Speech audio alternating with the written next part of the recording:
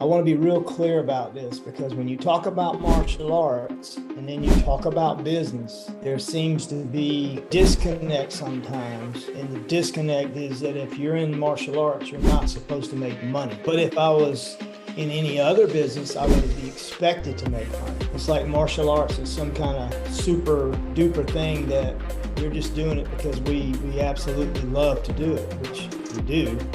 But I absolutely love the fact that I'm sitting in my house right now and I'm talking to y'all and I don't have to go in until later on the night just to teach 2 classes. I love that because that's giving me what Ms. Lakin talked about. It's giving me some freedom to be able to choose what I do and kind of when I do it to a certain extent. So your business, martial arts, is a business like any other business.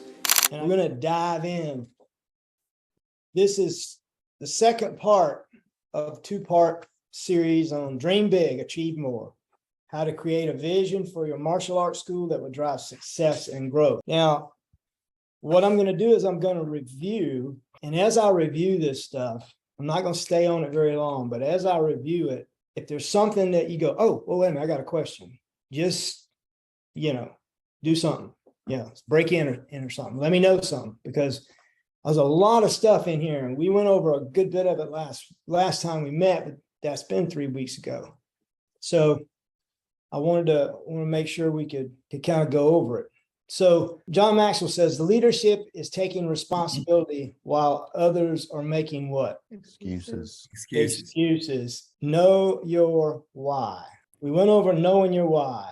What is your why? Let's go over that one more time. The why for business or for Yes, martial arts? Why'd you get, well, the why for both, the why for martial arts and the why for business, because I was in the martial arts a long time before I was ever in business. So the why for being in the martial arts, just quickly, and then the why for being in business. For me, for being in martial arts, it keeps me fit. It keeps me growing and improving. It helps, for when I'm teaching and I get to teach. Like my son just got his black belt 2 weeks ago. His junior black belt was 2 weeks ago. So that was awesome. Right. So seeing the influence and seeing the growth in my students and all that kind of stuff is huge for me. And I'm in the business to make money and provide for my family. Sweet. Love it. So what about you two that's left? What's the deal? Pick on Mr. Massey first. Mr. Chris, what's the why for being in the martial arts, and what's the why for being in business? Well, I got into martial arts because as a kid I was bullied, and I wanted to help kids gain confidence and never have to go through what I went through in my business to make money and provide for my family. Sweet. Ms. Lakin. The why for the business is to change lives and to show everybody that they can be the best that they can be as long as they put in the effort to be that. And the why, like my personal why, is to have freedom. Like I would like to be able to have freedom, like to do what I want. Good. So now we got a business. What's the purpose? We went over what the purpose of the business was for. And I want to be real clear about this because when you talk about martial arts and then you talk about business, there seems to be disconnect sometimes. And the disconnect is that if you're in martial arts, you're not supposed to make money. But if I was in any other business, I would be expected to make money. It's like martial arts is some kind of super duper thing that we're just doing it because we absolutely love to do it, which we do. But I absolutely love the fact that I'm sitting in my house right now and I'm talking to y'all and I don't have to go in until later on tonight just to teach 2 classes. I love that because that's giving me what Ms. Lakin talked about. It's giving me some freedom to be able to choose what I do and kind of when I do it to a certain extent. So your business, the martial arts, is a business like any other business. And what was the example I used last time, if anybody remembers? I used an example of something that if I went out and I bought this business, what would I expect of it? This is not a trick question. I'll give you 5 seconds and then I'll tell you. 4, 3, 2, You 1. want to see if it's profitable? No, a Is laundromat. that it? All right. So if I wanted just to run a business, and let's say I wanted to buy a laundromat, which is just a If you know anything about a lady named Cody Sanchez, she buys boring businesses. Google Cody Sanchez, and you'll see what I'm talking about. But she has 27 boring businesses that she's bought that, unlike real estate, when you have to buy it and you have to invest a lot of money in it, and then before you can ever get a profit, she buys boring businesses that are already making a profit that people want to sell. And so she buys something that's already running and does very little bit to it.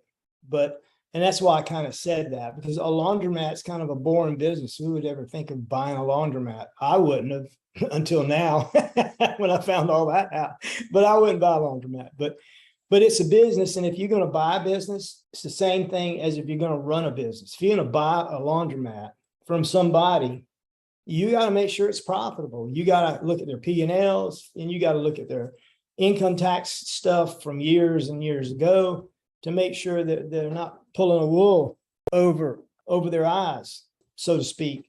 But that's what you want to make sure you're doing with your school. You have to treat part of it like, you have to treat all of it like a business, but you have to have all the places and the things in place in the business that will help you to be profitable in the areas that you have.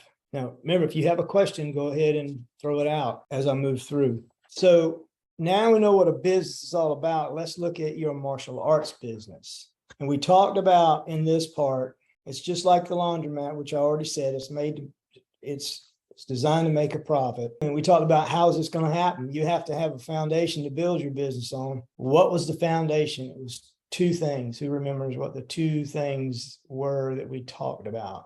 Go ahead. Customer service, and products. Exactly. Right? Yes, sir. Absolutely right. It's customer service. Sir, you're running a service and you provide products. And I used Home Depot with a good example. They're selling products. Their service is not the best in the world. They sell a lot of wood and a lot of things and a lot of, they sell all kind of stuff. And you don't expect to get world-class service out of them. Now, when you go to a steakhouse that you're paying $100 for a steak, you expect amazing service. Or to a Ritz-Carlton or somewhere of that nature, you would expect a whole heck of a lot of service, because they're not trying to sell you anything but the experience of being there. So we have a service-based business and we have to create an experience for people so they will want to come back. And we talked about products first, and we mentioned some of the products, and I'll just throw some out because y'all came up with a lot more than I did. And these products are another way in which they can help you to create another revenue, a stream of revenue besides tuition, it's for things that people need, or it's for things that they don't even know they need, that you know they need before they ever know that. They need winter uniforms. They need summer uniforms. If you're stand-up school, they need sparring gear. If you're doing jiu-jitsu, they need either a no-gi setup, or they need a gi setup, or they need both. If you're doing any kind of weapons, they need to have, those are physical things, you have to hand them. And for the people sitting in the bleachers, they need to have coffee and snacks. You got to sell them something to snack on. Bottled water. I've mentioned that we have a vending machine in our school. These are some of the physical products. What are some of the other physical products that you can think of that you are either selling your students or wish you had so that you could sell your students? I hear those wheels grinding. T-shirts. Okay. Been doing a lot of T-shirt sales. We just did one, came up with a pretty cool design off of Fiverr, and I think we got, how many T-shirts did we sell? 75? I think we sold like 75 T-shirts within 2 weeks. So that was pretty cool. You pre-ordered them? I mean, yeah. Did you do pre-order? Yeah, we gave them a discount if they ordered before like a certain date, and we had a 2-week like deadline on it. We're going to do the same thing again for graduation coming up. We're going to have like a 4th of July themed shirt so that we can wrap it into with the graduation package. So those have been going up pretty good. Yeah, that's good. Anybody else? T-shirts. Miss Lakin, what do y'all do for your summer uniform if you have one? So we just let them wear any Evolve T-shirt and their Dobok pants. So Okay. whatever uniform pants, depending on the program they're in. Yeah. Okay, cool. So anything else? Anybody else wish either they're selling or wish they had to sell to students? We sell hoodies. Yeah.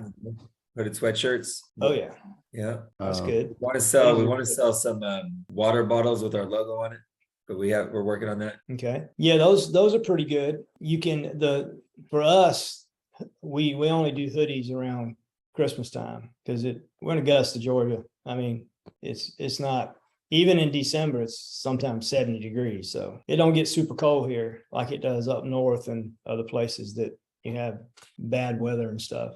So I know Mr. Massey's up in Tennessee. It gets a little colder there than it does here. All right. So what else? Anything else that you had or wish you had to sell people? we formed a competition team.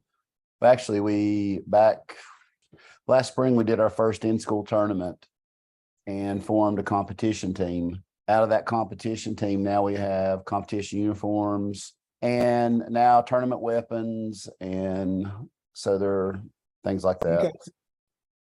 Just from the competition team alone, we got uniform sales, weapon sales, things like that, private lessons.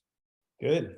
We talked about this too, but I want to go over again because this is good because y'all didn't remember some of the stuff. So this is good to go back over stuff because I do it all the time. Refresh your memory and rethink about your thoughts that you had on it. Maybe you have a thought that you had on it then and you didn't act on it. And then now when we refresh it a little bit, you go, oh, that's what I was going to do. Now I'm ready to do it. So this is a little tricky. We talked about this last time. So I'm going to rephrase how I asked this question. You have different martial arts in your school. How many different martial arts do you teach in your school? Mr. Massey says 2, 4, because you got jiu-jitsu, you got Krav, right? You got Tong Sudo and Muay Thai. Tong Sudo and Muay Thai. Okay, yeah, I was trying to remember the 4. Okay. Miss Lake, and what about you? We have kickboxing and taekwondo. Okay, so you have 2. Good. So here's the thing. One of the things you want to make sure that you do is you stay narrow. You don't want to have a Walmart type dojo where you have everything to offer. You got lawnmower taekwondo, you got cooking stove Krav Maga. I mean, you got all these different arts that you can teach because you're qualified to teach them and you like teaching them. You've learned all this stuff, but what's the problem? What would the problem be if you're teaching multiple arts at the same time? What were some of the things what would be the benefits and what would be the problem? Let's troubleshoot this because this is huge. I know people who try to teach 6 and 7 different arts. That's a little much. Scheduling is hard. Scheduling. That's hard now, isn't it? Yeah. Yeah. We'll talk about that a little bit. What else would be hard? Mr. Massey, you have 2 arts. Is there any issues with doing 2 arts for you? Not at all. They actually complement each other, in my opinion. Right. Okay. Ms. Lakin, what about you? We actually just started back up the kickboxing program and revamped it pretty good, but I think they complement each other as well because the kickboxing is a lot of cardio. So students need that and don't always get that in the taekwondo classes. So good. And there's nothing wrong with that. That's really good. I know we teach kickboxing, jiu-jitsu, and kempo. We teach 3 arts, but you can't just walk in and get into our jiu-jitsu program.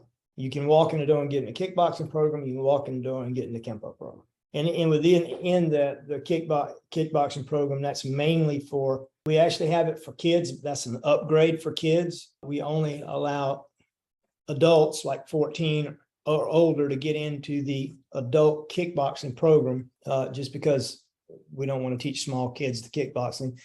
In that same environment, we have another class for them, which they upgrade to. The Kempo is the same thing. We start kids out as little dragons, and when they move up into their into the program that they were going to move up into eventually anyway, it would be our Kempo program. It wouldn't be our kickboxing program. So we don't give them a choice as to where they can go. It's just that this is the road that we travel on. This you're going to go from this to this to this, and then you can branch out if you want to. One of the problems you're going to have when you have multiple arts is, like exactly like you said, Mr. Brown, you're going to have some scheduling issues. Now, we used to teach MMA, and I taught MMA for a good while. The problem with teaching, that would be 4 arts. The problem with doing that was the scheduling, number one. And if you think about it, and what we did with the MMA was we had like 10 people left. They had dwindled down. We had about 10 people left. And then what happened was we kept it going. We were just 10 people on a mat, taking up all that space when you could have another class a class time that you could put more people in as they signed up, or you could split classes that were really big. And that would, when you split it, it's just like you split plants and stuff up and put them in different places, they grow bigger. So that was kind of the idea. We ended up getting rid of the MMA program, but we offered people to move into either jiu-jitsu or into the Kempo program.